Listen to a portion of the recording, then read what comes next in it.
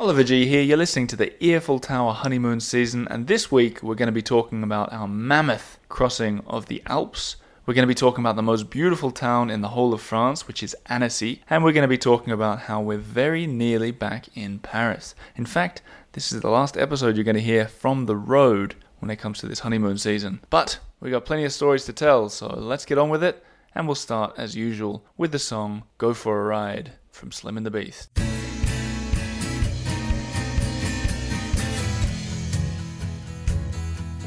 Jump on my back, hold on tight, let's do it together, let's go for a ride, let's go for a ride. And you're listening to the Earful Tower honeymoon season episode 13. I'm sitting in a small hotel with Lena. Yes, you are. And we're in Beaune. Bone. Can't pronounce it, but love it. Yeah. In case you're wondering at home how to spell it, give it a B-E-A-U-N-E. Beaune. To be wild. Yeah, that's the best way to remember it. We just had dinner with some people, which we'll talk about in a sec, who were getting into the idea and singing Born to Be Alive at the dinner table.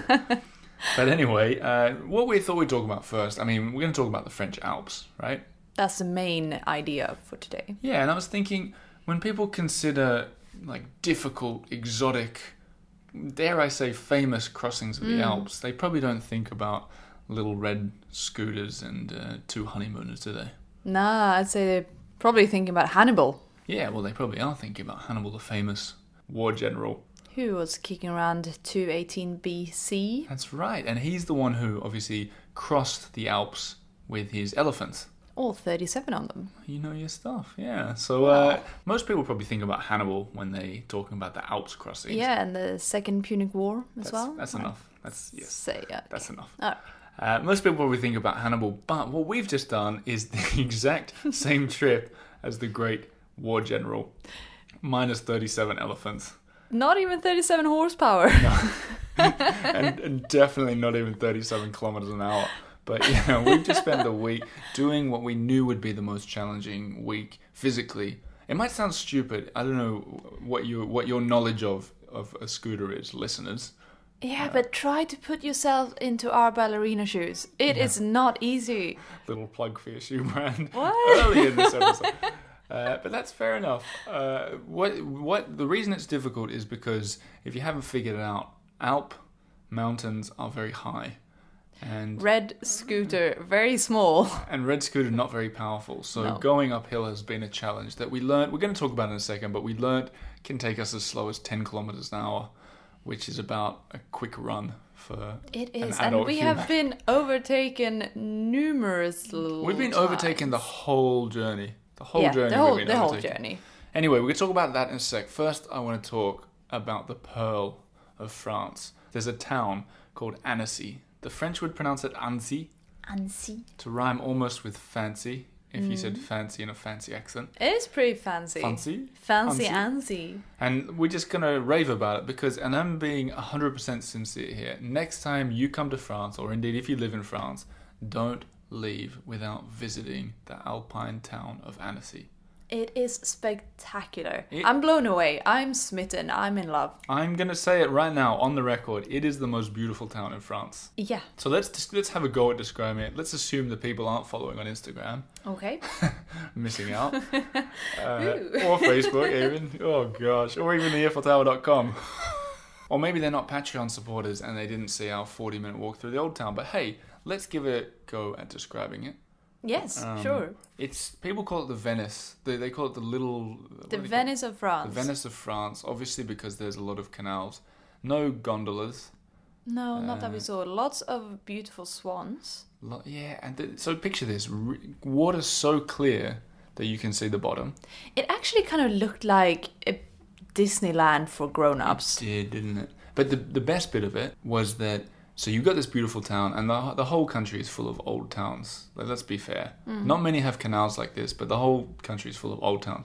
But this one has the most spectacular backdrop. I'm talking about Lake Annecy, and I'm talking about behind Lake Annecy, the Alps. It's just mind-blowing. So you follow the canal out, you follow this pristine, clear canal out to where it meets the lake. This beautiful turquoise blue lake, and it's just got these massive mountains on every side of it. And the town is just so clean. People seem so happy. It was... I don't know. It just didn't seem real. Maybe it never happened. Oh, God. No, I think... Okay, Google some pictures and you'll see what we mean. It is incredible. It's all these like pastel sorbet colored houses, kind of semi-timbered with this super crisp, clear canal running through it all. And yeah, surrounded by amazing mountains. So as I understand, it's been quite the tourist town for a while. Now here's the thing, I knew about Annecy and I had seen all the pictures before and I knew it was beautiful. I knew it, but I'd never. So I lived in France 3-4 years. Never considered coming down here. Never crossed my mind. But I don't know why? I don't know. I guess I thought it was too far away or too expensive. That's a good point. I think it takes about 3.5 hours by train to get down here. From Paris. Yeah, from Paris, or just under 2 months if you take a scooter in a love heart shape in an anti-clockwise direction. But it's accessible. It's cheaper than I thought too. So we had a good hotel for 60 euros a night. Yeah, it pays off to haggle. Yeah, we haggled it though. A little bit. But it was so. Here's an example of how good it was. So we're crossing around the whole country, staying usually a night everywhere, and we booked one night and we went walking through this town, through the canals, and about half an hour into the walk, we said we have to stay another night here, and I called the hotel and I just said, can we have the same room for tomorrow? And she said, yeah. She said, you've fallen for the charms of Annecy. She said, once you've drank the waters of Annecy, you'll always be thirsty. Okay, she didn't say it like that. No. You know what, though? I stole that once. Here's a backstory. I was in Tanzania once, and there was a South African woman. And she said... You are kidding No, me. this is true. And she goes, she says, shall I do her accent as well? Yeah. She goes... Because I was talking about, it was the second time I'd been to Africa. And she said, oh, my husband has a say. He says... A farm in Africa? You Karen Blixen? Says, once you've drank the waters of Africa, you'll always be thirsty. Which is, okay, I can't do accents. Okay, going back to Annecy. I had a farm in Africa. I had a... Anyway, Annecy, oh, beautiful. So what you can do, if you're there and you're looking for tips, because I know a lot of people have got their pens and notepads out. This will all be in the show notes and on the site. Absolutely. What you can do is you can rent a bike. Cost about 14 to 18 euros, depending how long you take it. It will take about 3 hours to go around the whole lake. The whole of Lac Lake d'Annecy. Yep. We didn't do it. We took the scooter. Yeah, we cheaped out or energied out. Yeah, it looked difficult. Don't do it if you're not physically fit. It did look quite tough. It's flat, but it's long. It's way bigger. I think it was like 38 kilometers around. Yeah, she said that it would take you about 3 hours if you don't Which stop. sounded ambitious, by the way. And you want to stop, which is what we did. So we went, and first shout out of the episode, Café Buna. Okay, that was the best coffee I've had the whole trip. Yep, best. It was a flat white. We like a good... anyone that listens to this show knows that I love a good coffee. Yeah, an F-dub, as I'd you say call it, this is flat probably flat This white. is the best coffee I had since I left Paris. And that's saying something, 2 months in France. Definitely. But it's not just that. The owners... And they're not sponsoring the show. The ambience. This is true. Olaf and Jolande, they're Dutch, lovely people, and we went in there twice in a row. So that's testament. That's a good score like Annecy gets. Yeah, it's a tiny, tiny little cafe, and it looks like it could be like on a beach somewhere, and it's just great. Lovely. Go in there, say, I heard about you guys on the Earful Tower. I hope they're listening. And if you are, thanks for having us twice. It was really nice. Anyway, I was talking to Olaf from there. And he said, if you're going to... Should I do his accent? Please I don't. think I've already proven I can't. Here we go. He said, if you... I said, where should we stop if we go around the lake? And he said, Talloires. Talloires, which is what we did. Talloires. And, okay, so talking about best days of the trip, we pulled over the scooter right on the edge of the water, and this is turquoise water, see-through water. It looked like people were getting married off in the distance. There were parrot... Those were swans. I didn't have my glasses on. Yeah. Maybe I need glasses. Okay, it looked I don't like wear it was glasses. a Mediterranean Sea. It looked like if Village. the Mediterranean Sea village was in Switzerland. Yes. Yeah. That's exactly And it. so picture this behind us. There were these mountains where at one point I counted 24 paragliders. Is that Excessive? paragliding and with parachutes? Yeah, maybe excessive, but it made for such wonderful colours. And I spent about half an hour talking to myself, deciding whether I should jump in the water because it looks so inviting. So it's mid-October and the water was warm enough to swim. I mean, it wasn't warm, but there were people swimming, and I heard the call of the mermaids of The Lake ocean. Annecy, and I jumped in, and it was glorious. He hasn't been the same since. I drank the water as well. Yeah. You know when you test if it's salt water or Sweet water? Sweet water, and you sort of, I don't know what you do, you lick it or something. I took a sip of it just to see, and Just it was a big old gulp. it was normal. It was drinkable water, and it was lovely. Anyway, so Annecy, and while you're there, go to find some fondue. Everyone's selling fondue. There's some that are better than others, as we understand. Yeah, we got a recommendation from no less than 2 different people who recommended this restaurant called Chez Mamie Lise. That's right. Mamie Lise. Yep. They have the whole shebang with the checkered red and white gingham tablecloths, Yeah. and they have the wood panel walls, and you sit on like little wood chairs. Did as it we often remind do. you of? Did it remind you of growing up in Switzerland? I'm Swedish. You're sweet. Oh, I always get those two mixed up. Anyways, they have a really good fondue. Yeah, it was Yes. really nice, and I think from walking around, I noticed that there was fondue.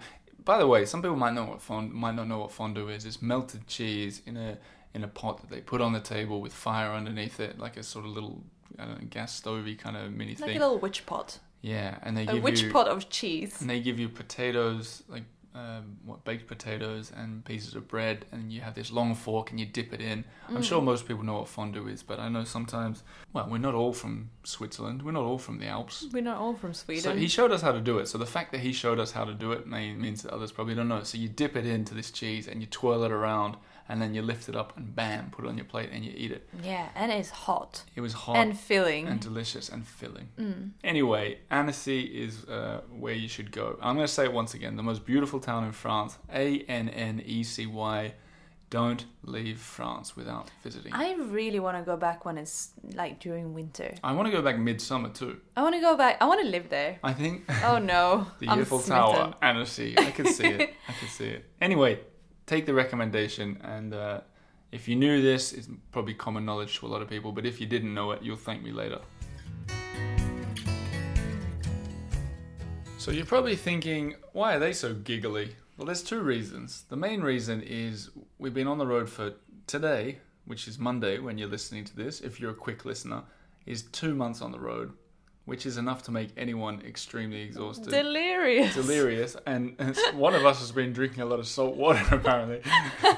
But so yeah, reason 1 is that after 2 months on the road, we've cut the harsh. Well, I'm not going to give anything Don't away. give it away. But we're not going to go up into northeastern France. In fact, we're going to go directly back to Paris, and the aim is to be there on Friday. Yes, so Friday the it 19th. gives us another 5 days Yep. on the road. Which should be plenty of time. And that's exciting to us. Even though, by the way, we'll be homeless when we get back. And if anyone knows of an apartment... Yeah, if you have an apartment sitting free and want to rent it out to 2 very, very trustable... We got a great Airbnb score. That's an extra story. But I know there's some people in Paris. If you have any leads, please actually get in touch. But yeah, we can see the home horizon stretch now. And we're feeling pretty chipper. But that's just one reason. The other reason is because we've had all sorts of strange liquor at a dinner tonight in Beaune. Yeah, we got force-fed. What's it called? Eau de vie. Gavage, where Yeah, we they got- force-feed geese and ducks, which is horrible for foie gras. For foie gras. Yeah, which we didn't eat tonight, but we just had a really beautiful French. I'll give you guys the backstory of an idea of how this connection happened. So my dad's uncle, who...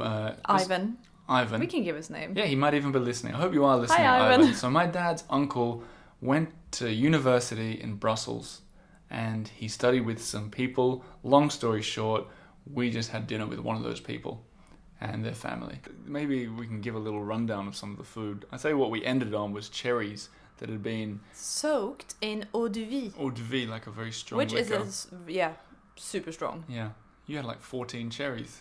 I'm 12 cherries down. Yeah, 12 cherries to the wind. Got the rest in my bag. No, but the rest of the food was delicious. It was great. We had an endive salad with walnuts, which is walnut season here, and this is walnut country. Man, so many nuts We around. actually started with a nut wine, believe it or not. I never heard of this, so I thought they said a black wine, a vin noir. Yeah, I thought they said black wine too. Yeah, but it turned out they said vin noir, like N-O-I-X, yeah. like nut wine. Yeah. So we had to try that, of course, and it was very delicious, like a sweet, kind of a port wine taste to the whole thing. And little red wine with dinner, little rosé with the entree. I know, it kept on going. In a good way. In the best way. It was delightful. And all homegrown. Even the tuna. I don't know where they grew the tuna. But it was one of those examples of French hospitality that we've come to recognize on this trip as we've traveled around and met so many people who have been so open and welcoming and inviting us into their home or cooking food or giving us directions or whatever. So friendly. Yeah, the French people just keep getting... By the way, anyone who's listening to this show for the first time and thinking, Parisians, French people, they're all rude. You're probably also thinking, what the hell show am I listening to? Let me tell you now, French people are lovely. You might have had a rude French waiter. Also, maybe we should introduce what the show. Yeah, well, I'll tell you what, this is going to be the last episode from the road, and if indeed this is your first episode, this is Lena and I. We're on our honeymoon. We just got married a couple of months ago. We're traveling around all of France, big love heart shape. We've done 3,500 kilometers in miles. That's an astronomical number that neither of us could ever It's figure out. ridiculous amount on a tiny red little stupid scooter. Yeah. I don't know where the stupids come from, because we've both been adding that in. I know. And it doesn't have... It's not fair. It's not a sentient It's done being. really well. It's done incredibly well. Yeah. And about 37 elephant power. And what we're going to talk about a little bit is the crossing of the Alps that we did, because that was a feat. That was a mean feat. But first, before I forget, we've got a new section which is apologies and corrections. So, yeah, my dad contacted me this morning. Said, Oliver, this is an imitation. Oliver, Peter, is that you? I listened to the last episode you did. You said that I said Aix-en-Provence was a dump. It's not a dump. It's always been good. No one's gonna value my comments on France anymore. His wisdom. Listen, I said Marseille was a dump. Okay, Dad. Marseille was quite lovely, but 40 years ago it must have been a dump. So, well, I stand by my quote. What was your my quote? Motto for the town, my town motto, was that Marseille smells of soap, despite needing a wash. Yeah, that didn't take off. What? I printed like 2,000 t-shirts. Oh goodness! All right, so as we're heading back to Paris, we should tell the story, I think, of the amazing crossing that we've done, because it might not sound like a big deal, but this was huge. It's a feat. It really was. So what happened is imagine that you're in France heading from sort of Provence north and you want to go to Grenoble.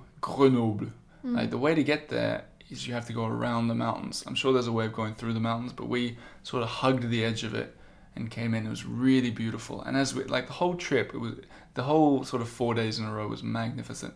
And we got a bunch of films that I hope eventually we'll do something with. Yeah, I'm sure. But we were coming through these misty mountains because we travelled early for the long day on the road. And it was cold. We wore all our clothes, and the mist or the fog or whatever it was gradually rose. And you have to go all the way around to get into the town of Grenoble. And as Stefan, my neighbour, who I mentioned in some of the very earliest episodes of the Earful Tower, as he said, because I asked him for tips for Grenoble, he said, "There's nothing to see in Grenoble. It's everything around there." He was like, "It's not exactly a beautiful city." No. But there was definitely some lovely parts. There was beauty to it. Yeah, and we took the gondola kind of ride. There's 4, they call them boules, and we took that to the top. Amazing view from up there, and the town, the historical town was pretty good. I mean, there's They claim to have the oldest cafe in France, second oldest, they rivaled claim. by That's right. the one in Paris, Well, which is called La Procope. Yeah, the Procope is from the 17th century, and the one that we visit in Grenoble is from the 18th century. There's about 80 years between them, so it's an unusual claim to fame. But And they also said they have their own little brochure, which I found really fun. And as an anecdote in the brochure, it said that the Swedish king found his future queen in there. that's right. Yeah, because she was a waitress. Or And was I'm she a not queen? really I think- quite sure I what think he was if just- they got their facts right. And Yeah. also, I don't know which king they It was talked about. Bernadotte, I remember. Yeah, And I'm I- not. it said- I don't You know. don't believe it? I don't know about that Yeah. one. Well, you proved yourself as a history expert at the start of the episode. So Thank you. I'm with you on this one. Yes. But we continued on. The other interesting fact about Grenoble is they started the French Revolution. They were on it a year before, And they're proud. 1788. There's They are signs all over proud. the place. Mm. Yeah. So what we did from there is we continued to Annecy, and to do that you had to continue a big S shape around the other side of the mountains, which was another extraordinarily beautiful day, going through the walnut trees. And the sun came out, it was incredible, and we got down to Annecy. And then we've obviously talked about Annecy already, but then the next bit is what we wanted to sort of share this journey with you guys is we knew we had to cross the Alps. We knew we had to do a Hannibal. The scooter is obviously a pathetic little thing, which can go at top speed of 45 kilometers an hour, which is 15 uphill. 30 miles an hour, I think, yeah. And we wanted to know how high we could get, and it's really hard with Google Maps to know if it's going to be too high, so we switched it to the cycling setting, which suggested to us that we'd be going 1,400 meters in the air, which is that's high. That's a considerable mountain, I'd say. And we did it, and as we continued, we figured quite luckily that it was more going ups and downs rather than 1,400 meters Yeah, straight they up. added like all the little hills together. Yeah. So it's not just a one mega mountain, it's a collection of several. And there were only really two bits that were extremely, extremely difficult. Where one where we were both convinced it was going to conk out and die. I started coughing It a started little making bit. all the noises. It was not. Yeah, it was not ideal.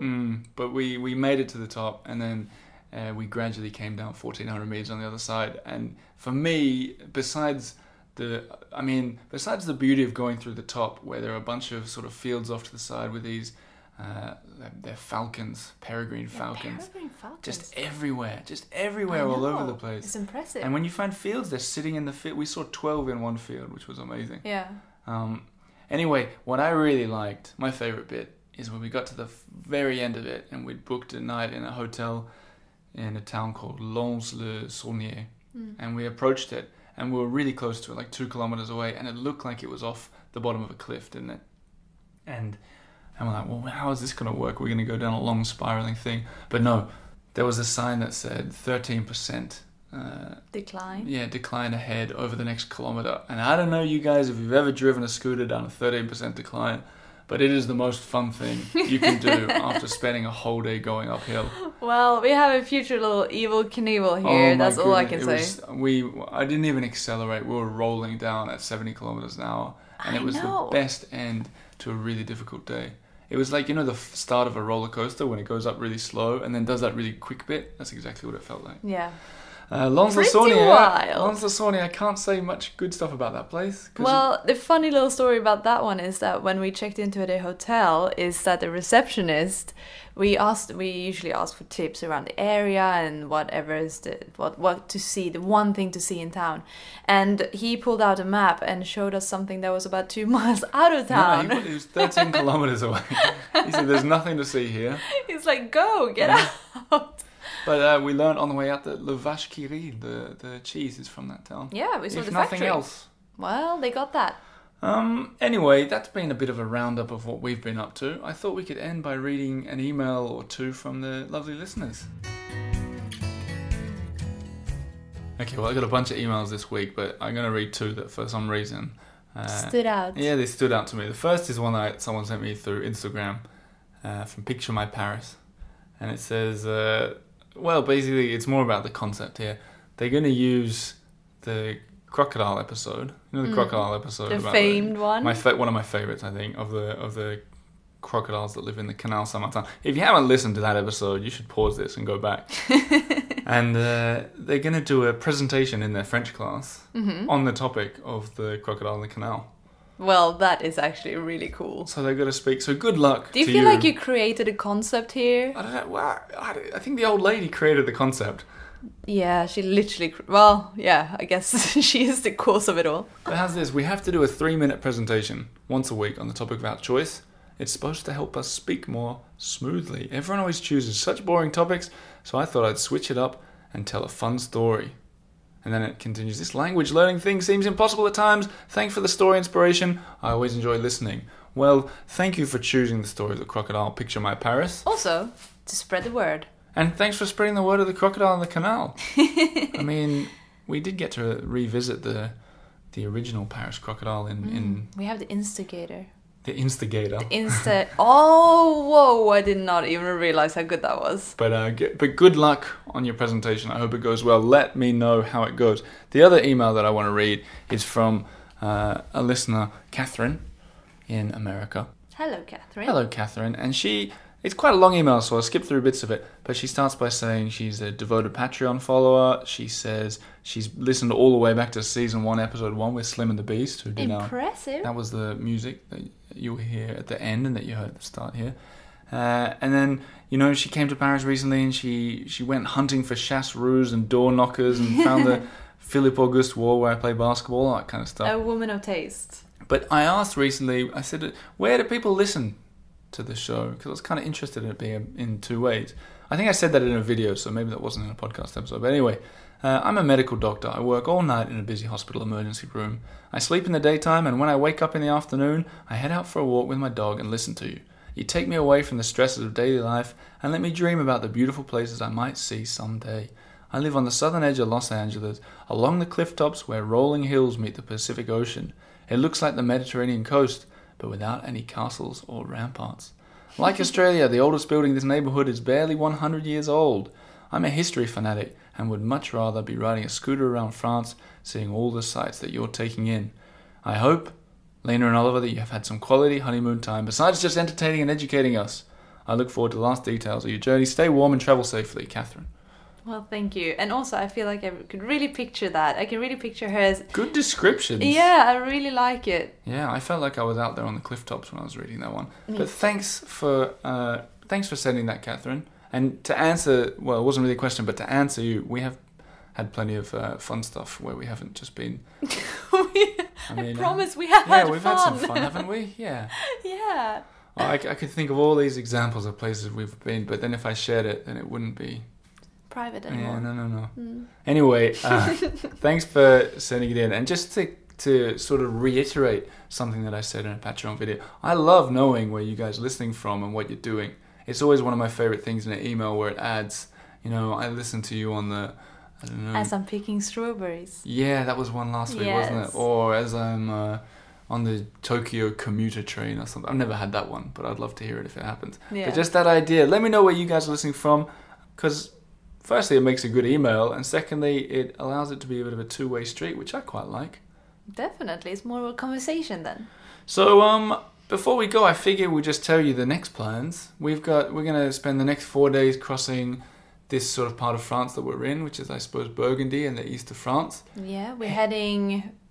we don't really know most of the stops except one, the second to last one, which is Fontainebleau. Fontainebleau, where Napoleon used to live. Where I did a video with John Baxter once. Do you remember that? Yeah, I wore my cap sideways. That was really fun. That was last year, wasn't it? Yeah, that was really cool. But we're going to be in Fontainebleau on Thursday the 18th and then Paris on the 19th, where I think we're going to have to do 3 circles of the Arc de Triomphe roundabout. Yeah. Up to Trocadero. In Swedish we would call it Ärovarv. I'm not really sure. Like Victory lap. Victory lap. Yep. Yes, we're that's it. We're going to do a victory lap times 3, I think. Down the Champs-Élysées. And then we're thinking about potentially having a little get-together if anyone wants to come and I think we should. We will. We just got to find out where. If you're interested, keep an eye on the Facebook or Instagram pages and I'll announce it properly. So probably Friday coming up, a little fete. If you're not interested in the end of trip fete, I don't know why you've listened to this whole podcast episode. You're torturing yourself. Turn it off now. But for the rest of you, we'll see you in Paris. And then in terms of the podcast, I think we got so many stories saved up that we can continue doing for a little while if you'll indulge Lena. So it won't be the last episode. No, not the last episode. It's just the last episode on the road. But I mean, I've got things like when I went to Menarbe, where the Year in Provence is set. I interviewed someone there. Oh, we have so many stories. I've got stuff saved up. So I'm going to do a few more of them for a few more weeks before we get into season 5, where, let me tell you now, bigger, better, more consistent things, more episodes are planned, and the Earful Tower Club is soon to be launched. That is exciting. Will you have a secret handshake? There's going to be a secret handshake. I hope But so. essentially, it's this Monday podcast is always going to be there, but there's essentially a day, every day, there's something to do for the people in the club. And you can find a little taste of that if you look on patreon.com/the Earful Tower, which is where all the supporters of the show hang out and which makes the show possible. So thank you to you supporters, thanks to all the listeners, and as for you and me, I think we'll go find that stash of cherries. Oh yeah. Until next time. See ya.